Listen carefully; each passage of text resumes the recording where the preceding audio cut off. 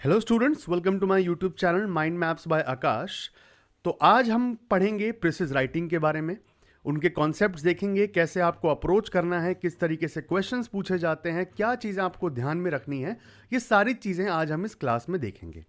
ये प्रिसिज राइटिंग के जो कॉन्सेप्ट्स हैं ये आपके दोनों एग्जाम में काम आते हैं। CSIR SOASO की पोस्ट के लिए जो पेपर 3 होगा उसका डिस्क्रिप्टिव पेपर, और साथ ही IB ACIO 2 का डिस्क्रिप्टिव पेपर।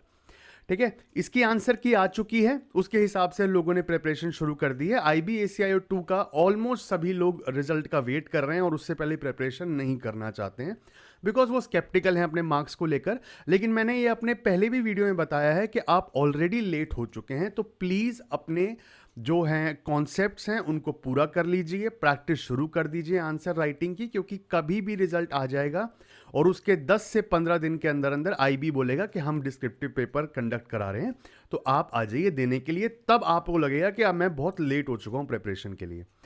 तो जैसे जानते हैं जितने भी लोग स्टूडेंट्स जो हैं मेरे चैनल के ऊपर, कि मेरा एक टीयर 2 के लिए या किसी भी डिस्क्रिप्टिव पेपर के लिए, दोनों एग्जाम के लिए एक बैच चल रहा है। ठीक है, CSIR SOASO के लिए भी और IB ACIO 2 के लिए भी डिस्क्रिप्टिव बैच चल रहा है, जहां पे हम सारे टॉपिक्स कवर कर रहे हैं। CSIR के लिए एसे राइटिंग, लेटर राइटिंग और आपके प्रिसिज राइटिंग। IB ACIO 2 के लिए essay writing and प्रिसिज writing.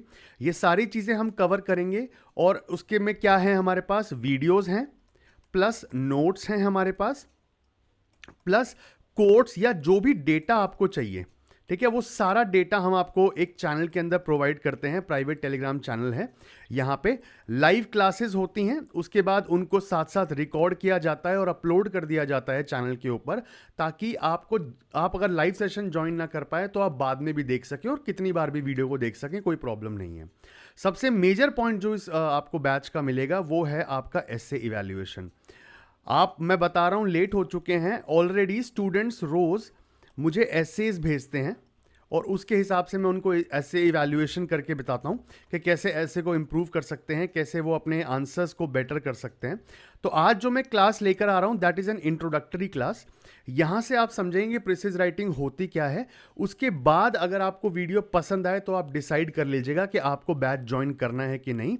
Telegram का जो लिंक है मेरा क्वेरी के लिए, वो डिस्क्रिप्शन में मैं दे दूंगा, या फिर आप माइंड मैप्स बाय आकाश के नाम से मुझे टेलीग्राम पे सर्च कर सकते हैं, और कोई भी क्वेरी अगर आपको होती है तो आप मुझसे पूछ सकते हैं, मुझे मैसेज करके। मैं वहाँ पे सारी बैच की डिटेल्स प्रोवाइड कर देता हूँ।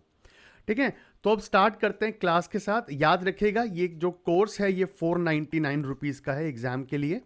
इसके अंदर आपको सारे जो टॉपिक्स हैं उसमें जितने भी national issues, health issues, editorials, योजना, हर चीज़ आपको प्रोवाइड की जाती है क्लासेस के थ्रू। लाइव क्वेरी सेशंस भी होते हैं वीकली, ताकि आप सबकी क्वेरी भी समझी जा सके। ठीक है, तो ये सब चीज़ें हैं हमारे बैच के अंदर, and that is just for 499 rupees.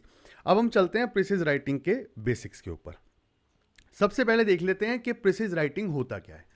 Basically आपको एक बहुत बड़ा पैराग्राफ दिया जाएगा, जितने भी वर्ड्स का पैराग्राफ हो उसमें उसका 1/3 जो है आपको लिखना है एज प्रिसिज राइटिंग। प्रिसिज राइटिंग का मतलब होता है कि आपको उस पूरे पैराग्राफ की एक समरी बनानी है, और वो समरी इस तरीके से बनानी है कि आपको जो पॉइंट्स हैं जो उस पैराग्राफ में लिखे हैं सिर्फ उन्हीं को कवर करना है, एक्स्ट्रा कुछ आप कवर नहीं करेंगे। आपको बेसिकली जैसे फाइल को कंप्रेस किया जाता है वैसे पैराग्राफ को कंप्रेस करने की ज़रूरत है, और वो तभी हो पाएगा जब आप समझेंगे कि कैसे पैराग्राफ को अप्रोच करना है और कैसे पैराग्राफ पढ़ा जाता है। किसी भी प्रिसिज राइटिंग में आप देखेंगे कि वो पैराग्राफ का एक जिस्ट होता है, एक छोटी एक पहचान होती है उस पैराग्राफ की जो आपको लिखनी होती है in as few words as possible. ठीक है, इसमें सभी इंपॉर्टेंट डिटेल्स या फैक्ट्स जो पैराग्राफ में है वो होने चाहिए, ताकि जो भी इसको रीड कर रहा हो वो पूरे पैसेज का, पूरे पैराग्राफ का जो ओरिजिनल आइडिया है वो समझ सके। आपके प्रिसिज से पूरे पैराग्राफ का आइडिया समझ आ सके, वही होता है प्रिसिज राइटिंग। ठीक है, उसके बाद हम देखते हैं कि क्या चीजें आपको ध्यान रखनी है जब आप प्रिसिज राइटिंग को अप्रोच करते हैं। जरूरी है कि आप जब प्रिसिज राइटिंग लिखते हैं तो आप अपने पर्सनल थॉट्स को नहीं लिखेंगे। पर्सनल थॉट्स नहीं लिखते, आई थिंक, वी थिंक, ये सब कुछ नहीं लिखना है, जो पैराग्राफ के अंदर है वहां पे इंपॉर्टेंट जो स्टेटमेंट्स हैं उनको देखकर आपको प्रिसिज लिखना है। टोन और जो एक्सप्रेशन होगा, टोन इन द सेंस अगर सैड टोन है, हैप्पी टोन है, जो भी टोन है वो आपको बरकरार रखना है प्रिसिज में। और जो एक्सप्रेशन है किसी भी पैसेज का, वो पैसेज के एक्सप्रेशन को बरकरार रखना है। आपको जितना हो पॉसिबल हो उतना कंसाइज रखने की कोशिश करनी है, इसको बिल्कुल कम से कम रखने की कोशिश करनी है, ताकि आप लेस वर्ड्स यूज करके बेटर एक्सप्लेनेशन दे सको पूरे पैसेज की। ज़रूरी है आपको कि क्रक्स ढूंढ ले पैसेज का, क्योंकि जब स्टार्ट करते हैं हम प्रीसेस तो पहले टाइटल देते हैं। उस टाइटल को देने के लिए बहुत ज़रूरी है आपको पैसेज की टोन समझ आए कि पैसेज बोलना क्या चाहती है। अगर हेल्थ के बारे में बोल रही है, एजुकेशन के बारे में बोल रही है, किसी स्कीम के बारे में बोल रही है, तो वो ढूंढना ज़रूरी है आपको। वो क्रक्स आपको पता लगेगा, समझ आएगा, तो उसके बाद ही आप आगे प्रेसेस में बढ़ सकते हैं। स्ट्रॉन्ग अंडरस्टैंडिंग होनी बहुत ज़रूरी है, जिसके लिए आपको पैसेज को बहुत अच्छे तरीके से पढ़ना होगा। अब ये कैसे आएगा? अब बेसिकली स्ट्रॉन्ग अंडरस्टैंडिंग के लिए आपको पैसेज रीडिंग जो होती है ना, उसकी ना आदत डालनी पड़ेगी। बहुत लोग होते हैं कि पैसेज को पूरा रीड करने से पहले ही कोई डिस्ट्रैक्शन हो जाती है या फिर वो कॉन्सेंट्रेट नहीं कर पाते हैं। एक ही फ्लो के अंदर पैसेज समझना उनके लिए मुश्किल हो जाता है, और वहाँ पे जो टाइम होगा आपके एग्जाम के लिए, बहुत ज़रूरी है कि आपको जो एग्जाम में प्रेसेज लिखना है उसके पहले जो पैसेज पढ़ना है, आपकी रीडिंग तेज़ हो, ताकि आप पैसेज को कम से कम वक्त में ज़्यादा से ज़्यादा समझ सके। और वो कैसे आएगा? वो प्रैक्टिस से आएगा। तो जो हमारा बैच है बेसिकली, उसके अंदर मैं क्लास के दौरान तो प्रैक्टिस क्वेश्चंस कराऊंगा ही, लेकिन साथ में आपको more than 100 solved practice questions दूंगा, ताकि आपको पैसेज पढ़ने की आदत हो जाए और आप जब एग्जाम हॉल में जाएं, क्योंकि प्रिसिज राइटिंग बड़ा स्कोरिंग है, ये आपको पता होना चाहिए। प्रिसिज राइटिंग में आप मैक्सिमम स्कोर कर सकते हो किसी भी अदर क्वेश्चन से। कोई भी अगर क्वेश्चन आए तो उसमें सबसे ज़्यादा आपकी जो स्कोरिंग है वो होता है प्रिसिज राइटिंग।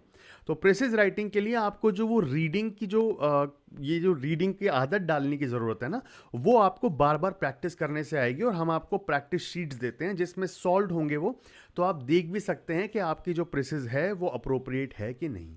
ये है पावर मेरे कोर्स की। हर चीज़ जो जो ज़रूरी है एग्ज़ाम के लिए, जैसे जैसे प्रैक्टिस करना ज़रूरी है, वही मैं कराता हूँ। और अगर आपको लगता है आप लेट हो गए हैं तो प्लीज़ जल्दी से जल्दी ज्वाइन कर लीजिए, चाहे कहीं भी कीजिए। मैं ये नहीं कह रहा मेरा कोर्स कीजिए, लेकिन अपनी प्रिपरेशन स्टार्ट कर दीजिए। आखिरी वक्त में आपका एग्ज़ाम नहीं छूटना चाहिए। क्यों? क्योंकि जस्ट आप वेट कर रहे थे। नहीं, do not do that.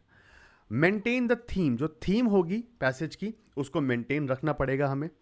Format क्या होता है? पहले हम लिखते हैं टाइटल, फिर लिखते हैं इंट्रोडक्शन ऑफ द टेक्स्ट, कि टेक्स्ट कैसा है उसको इंट्रोड्यूस करते हैं, और फिर ओवरव्यू करते हैं मेन टारगेट्स क्या हैं।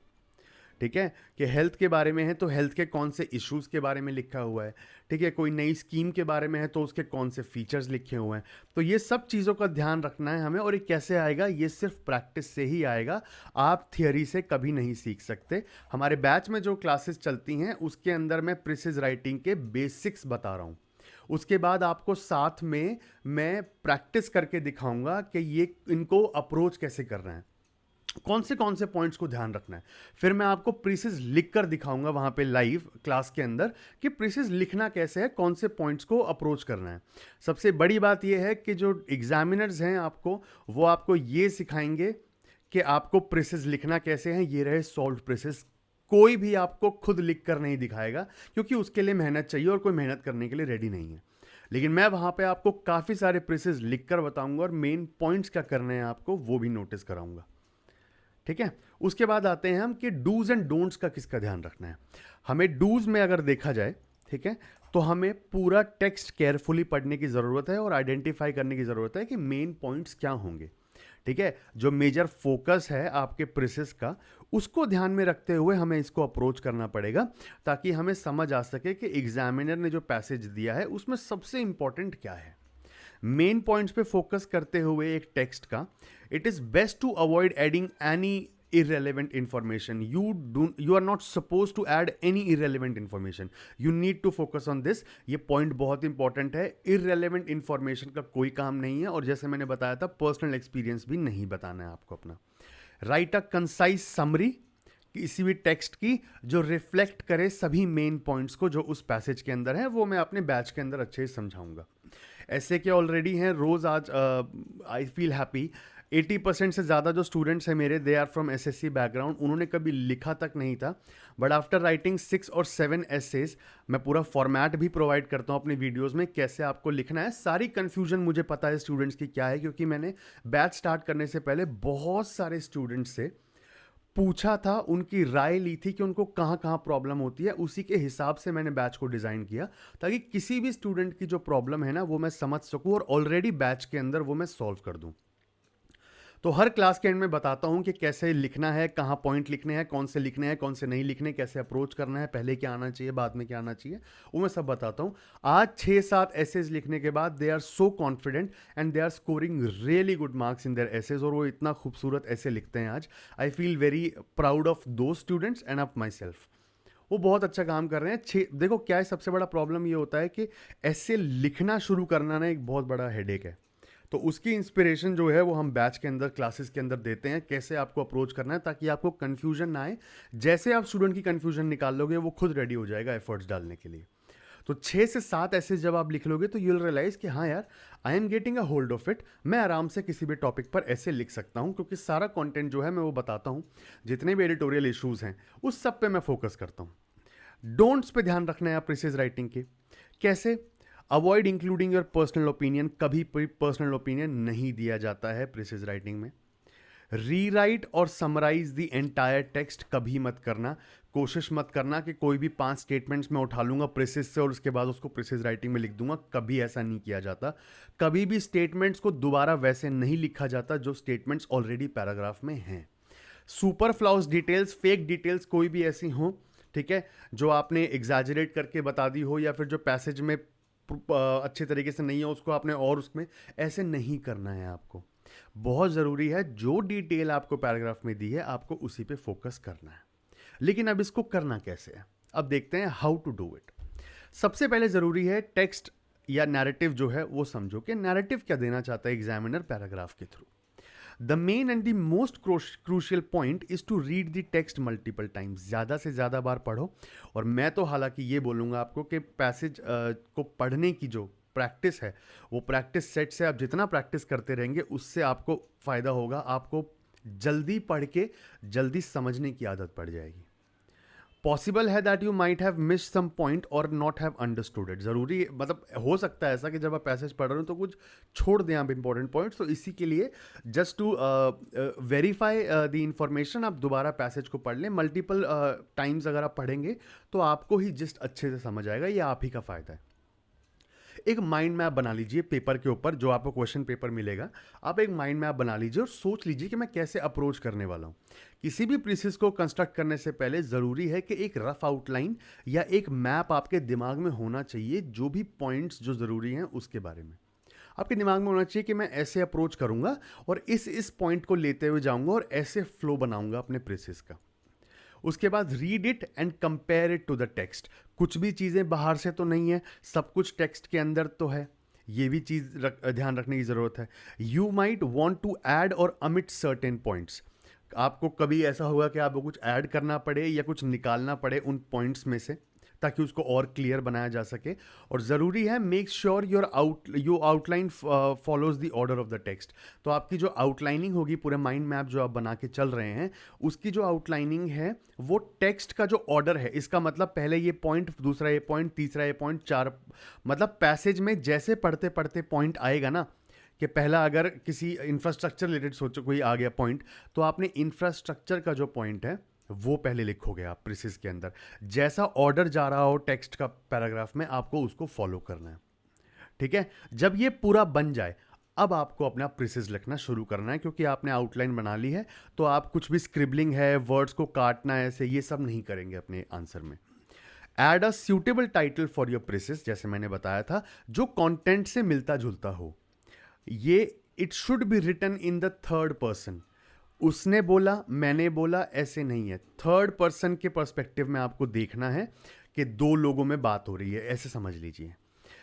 इनडायरेक्ट फॉर्म में, रिपोर्टेड स्पीच में होना चाहिए। ठीक है, रिपोर्टेड स्पीच में होना चाहिए और अप्रोप्रिएट पास्ट टेंस यूज होना चाहिए, प्रेजेंट नहीं होना चाहिए। जैसा पास्ट टेंस डिमांड करता है पैराग्राफ, आपको उसी में चलना है। ज़रूरी है आपको, ये गोल्स हैं मैंने जो बनाए हैं, प्लीज़ इसको याद रखिएगा, एक्यूरेट और प्रिसाइज रहिएगा, क्लियर एंड कोहेरेंट, आप अच्छे तरीके से क्लैरिटी रखें अपने प्रेसिस में और समझा सके एग्जामिनर को कि पैसेज का जिस्ट क्या है। वेल कनेक्टेड होना चाहिए और ओरिजिनल होना ज़रूरी है, ठीक है, और वेल कनेक्टेड पूरे पैराग्राफ के साथ एग्जिस्टेंस में चले आपका, और एक सूटेबल टाइटल ज़रूरी है। टाइटल से एग्जामिनर को समझ आएगा कि आपको अच्छे तरीके से आपने अंडरस्टैंड किया है पैराग्राफ को कि नहीं। आपके टाइटल से ही समझ आ जाएगा एग्जामिनर को कि आपने पैराग्राफ को समझा भी है कि नहीं, ठीक है। तो प्लीज़ इसका ध्यान रखिएगा। उसके बाद मैं आपको बैच के बारे में बताने से पहले कुछ और पॉइंट्स थे जो मैंने फर्स्ट स्लाइड पे रखे थे, अगर आपने ध्यान दिया हो, जो लोग कि ये अच्छी है तरीका ध्यान देने की चीज़ों पे, उन्होंने ध्यान दिया होगा। यहाँ मैंने दिया हुआ है, shortening of text in one's own words is known as precise writing. यहाँ पे हमें ध्यान रखना है कि रिपोर्टेड स्पीच के अंदर रखना है, करेक्ट इन्फॉर्मेशन देनी है, एक्यूरेट और कंसाइज इन्फॉर्मेशन, कंप्लीटनेस होनी चाहिए, कोई भी मेजर पॉइंट जो है पैराग्राफ का वो नहीं छूटना चाहिए, क्लैरिटी के साथ, शॉर्ट होना चाहिए विद एप्रोप्रिएट टाइटल, कंसाइजनेस मतलब छोटे से छोटा लेकिन बेस्ट, और reduce to 1/3 of the length of the main passage. पूरे पैसेज अगर 500 वर्ड्स का है या 600 वर्ड्स का मान लीजिए, तो आपको 200 वर्ड्स के अंदर अंदर आपको खत्म करना पड़ेगा इस पैसेज को प्रेसिस लिखकर, ठीक है। अब हम देख लेते हैं कि हमारे बैच में अगर क्या है, join the batch to practise. अब क्या है इसके अंदर, ऐसे राइटिंग है हमारे जिसमें सोशल इश्यूज जैसे एडुकेशन, ठीक है, एडुकेशन के साथ आपका हो गया हेल्थ, फिर हो गया आपका विमेन, ठीक है। ये जो सारे इशू हैं, इन सब इश्यूज को हमने पढ़ाया है क्लासेस के नोट्स के थ्रू, और उसके बाद कोट्स भी दिए हैं आपको, जो आप ऐसे शुरू करने से पहले लिख सकते हैं, और एक बहुत अच्छा कॉन्टेक्स्ट सेट करता है आपके एग्जाम के लिए, और आप इंट्रोडक्शन आप एक तरीके से प्रोवाइड करते हैं कि शुरुआत कैसे करनी है। कंक्लूजन और शुरुआत बहुत हद तक डिपेंड करता है एग्जामिनर को आप इम्प्रेस कर पाएंगे कि नहीं। तो वो अगर अच्छा हुआ तभी आप ज़्यादातर इम्प्रेस कर पाएंगे एग्जामिनर को, और अपने एसे को एक बहुत पॉजिटिव नोट पे शुरू कर पाएंगे। इंटरनल सिक्योरिटी में जैसे सिक्योरिटी एजेंसीज हो गई, साइबर सिक्योरिटी हो गई, बॉर्डर सिक्योरिटी हो गई, ये सब चीज़ों पे ध्यान रखते हैं हम। नेशनल इश्यूज़ में जैसे आपका भारत वर्सेस इंडिया डिबेट है, या आपका विमेन रिजर्वेशन एक्ट है, साथ में आपका जो भी चंद्रयान 3 है जो आया था अभी, one nation one election issue है। तो ये सारी चीज़ें जो हैं इसके ऊपर हमें ध्यान देना है, और ये बहुत सारे एडिटोरियल्स के थ्रू हम लोग पढ़ते हैं ऐसे फॉर्मेट में, ताकि आप सीधा टेक्निकल तरीके से अच्छे से वहाँ पे बता पाएँ। इंटरनेशनल इश्यूज जैसे इंडिया मालदीव्स के रिलेशंस, इंडिया कनाडा के रिलेशंस, ठीक है, तो ये सारी चीज़ों को भी हमें देखना है, साथ में इजराइल पैलेस्टीन, ये सब जो इश्यूज हैं इन सबको हम देख रहे हैं, ताकि कोई भी अगर क्वेश्चन आए, तो मैं तो चाहता हूं कि जितने भी क्वेश्चन के ऑप्शंस आपके पास आए उनमें से ऑलमोस्ट आपको सभी आते हो, आपके लिए डिसाइड करना मुश्किल हो जाए कि आपको कौन सा करना है। आई वॉन्ट दैट, ठीक है। प्रेसिज और लेटर राइटिंग हम लोग करते हैं, CSIR वालों के लिए लेटर राइटिंग है जो बैच है, उसके अंदर लेटर राइटिंग में फॉर्मल लेटर, इनफॉर्मल, उसके बाद में एक एक टॉपिक के ऊपर एक एक ऐसे लिखवाऊंगा। हर ऐसे को बारीकी के साथ देखेंगे, कहाँ कॉमा लगेगा, कहाँ नहीं लगेगा, शुरुआत कैसे करनी है इस टाइप ऑफ लेटर में, ख़त्म कैसे करना है इस टाइप ऑफ लेटर में, सारे तरीके से, इन्विटेशन हो गया, सॉरी, अपॉलॉजी, सब चीज़ पर सिर्फ बेसिक्स नहीं, लेटर लिख के भी दिखाया जाएगा, और लेटर के फॉर्मेट दिए जाएंगे हर टॉपिक के लिए। इतने सारे प्रैक्टिस करने के लिए लेटर मिलेंगे, आप लिखिए, इवैल्यूएशन के लिए हम बैठे हैं। लाइव एंड रिकॉर्डेड सेशन दोनों होते हैं, मैंने बताया, डेटा एंड कंटेंट, ऐसे इवैल्यूएशन या कोई भी आपका आंसर इवैल्यूएशन, सब हम प्रोवाइड करते हैं इस बैच के अंदर। ये सिर्फ 499 में मिलेगा आपको। ऐसे इवैल्यूएशन, आप पूरा कंटेंट तो छोड़ दीजिए, ठीक है, चलो वो मैं मान लिया आपको कि आप बोलेंगे कि सर ये तो बोलते हैं, बट जो घुस जाते हैं मेरे बैच के अंदर उनको पता है, every day every other day I get the message कि सर आपका कंटेंट बहुत अच्छा है, और ये सब बहुत सारे स्टूडेंट्स बोलते हैं। आप 2000 रुपये में भी ऐसा कंटेंट, ऐसी टाइप ऑफ कंटेंट, क्लासेस के साथ ये सब चीज़ें, और साथ में आंसर इवैल्यूएशन, और जो लाइव क्लासेस होती हैं जो चैनल पे, हमारी खूबसूरती ये है बैच की, आई थिंक कि किसी भी स्टूडेंट को ऐसा नहीं लगना चाहिए कि वो टीचर से दूर है। तो लाइव सेशन में I ask about the queries that they have, और फिर वो अनम्यूट करके मुझसे बात कर सकते हैं सीधा, वहाँ पे, बिकॉज वर्बली आप टीचर से बात करो वो बहुत जगह पॉसिबल नहीं होता, और यहाँ पे एक थोड़ा सा गैप बन जाता है स्टूडेंट और टीचर के बीच में, अंडरस्टैंडिंग में प्रॉब्लम आता है। इसलिए मैं समझता हूँ कि जब तक स्टूडेंट से आप बात नहीं करोगे तब तक उसकी कन्फ्यूजन जाएगी नहीं, और कन्फ्यूजन जाएंगी स्टूडेंट्स की तभी वो किसी एग्जाम को अच्छे तरीके से क्लियर कर पाएंगे। इसलिए टेलीग्राम चैनल पे हमने ये बैच चलाया, ताकि लाइव सेशन के दौरान कोई भी स्टूडेंट को कुछ पूछना है तो अनम्यूट करके डायरेक्टली मुझसे बात कर सकते हैं। बेशक कितना लंबा चले लाइव सेशन, हम उस पर प्रॉब्लम नहीं रखते हैं, सबकी कन्फ्यूजन खत्म हो वो सबसे ज़्यादा ज़रूरी है। तो आपको चैलेंज दे रहा हूँ मैं, आप 2000, 5000, 10,000 तक में भी कोई अगर बैच ला के दे देंगे मुझे ऐसा, जिसमें इवैल्यूएशन के साथ साथ आपको सारे टॉपिक्स पढ़ाए जा रहे हों with content, with videos and everything, और साथ में पर्सनल सपोर्ट आपका, ताकि कभी भी आपको कन्फ्यूजन हो तो आपके लिए अवेलेबल रहे हम, ये आप मुझे ला के दे दीजिए। मैं आपके सभी फ्रेंड्स के लिए जो बैच है वो फ्री कर दूंगा। दिस इज़ माई प्रॉमिस, ये मेरी तरफ से प्रॉमिस है। मैं अपने बैच को डिवैल्यू नहीं कर सकता, I know the value of my batch. ठीक है, so thank you so much for watching this video. Precise writing लिखने से पहले प्लीज़ ये ध्यान रखिएगा, आपको अपनी तरफ से प्रैक्टिस करनी है, बिल्कुल कीजिए, लेकिन बस प्रिपरेशन शुरू कर दीजिए। आपका एग्ज़ाम निकलना ज़रूरी है, कितने ही कोर्सेज आएँ लेकिन आपका एग्ज़ाम निकलना ज़रूरी है, वो मैं समझता हूँ। आपको प्रैक्टिस करनी है, आप बस कीजिए, जहाँ से मिल रहा है कंटेंट बस करिए जितनी प्रैक्टिस हो सकती है, ताकि एग्ज़ाम निकलने में आपको प्रॉब्लम ना हो। तो प्लीज़ एग्ज़ाम निकाल लीजिए, क्योंकि लास्ट में आएगी दोनों एग्ज़ाम में मेरिट लिस्ट। आप अगर एक में क्लियर हो भी गए और कट ऑफ के पास होंगे, ज़रूरी है आपको कि आपको दूसरे एग्ज़ाम में कंपनसेट करना पड़ेगा। ठीक है, आपको कंपनसेट करना पड़ेगा। अगर आपका CSIR में आपको लग रहा है कि आप कट ऑफ के बहुत पास होंगे, ज़रूरी है कि आप मैक्सिमम स्कोर कर सको डिस्क्रिप्टिव पेपर में, और सेम IB ACIO के लिए भी, ताकि आप मेरिट लिस्ट में आखिरी तक नाम लेके आ सको, क्योंकि सभी के मार्क्स जुड़ेंगे और आखिरी में जो टोटल होगा उसके हिसाब से जो उनको वैकेंसीज चाहिए वो उन्हें मिल जाएंगी। मैं चाहता हूँ आखिरी में जो PDF आए उसमें आपका नाम हो, and you and your parents will be proud. ठीक है, तो मुझे चाहिए वो, और आपका नाम आ सके। तो ज़रूरी है, अगर एक में कमी रह गई है तो दूसरे में पूरी कर लीजिए, छोड़िए मत उसको। किसी को नहीं पता कि आप कब आपका आंसर जो है इतना अच्छा हो वहाँ एग्ज़ाम हॉल में कि आपको और अच्छे मार्क्स मिल सकें और आप लीग में लोगों से आगे निकल सकें। जिन्होंने फर्स्ट में अच्छे मार्क्स लिए, ज़रूरी नहीं है कि सेकंड में भी उनको अच्छे मार्क्स मिलेंगे। तो अपनी प्रिपरेशन जारी रखिए, छोड़िए मत, हताश मत होइएगा। मैं जानता हूँ रिजल्ट नहीं आ रहा तो आप लोग बहुत सैड हैं, do not worry about it, do not wait for the right time, because this is the right time. Start कीजिए अपनी प्रिपरेशन। कोई भी इशू होता है डिस्क्रिप्शन में मैं अपने टेलीग्राम चैनल का लिंक डाल दूंगा, आप मुझसे बात कर सकते हैं। Thank you so much for watching, I will see you in the next class.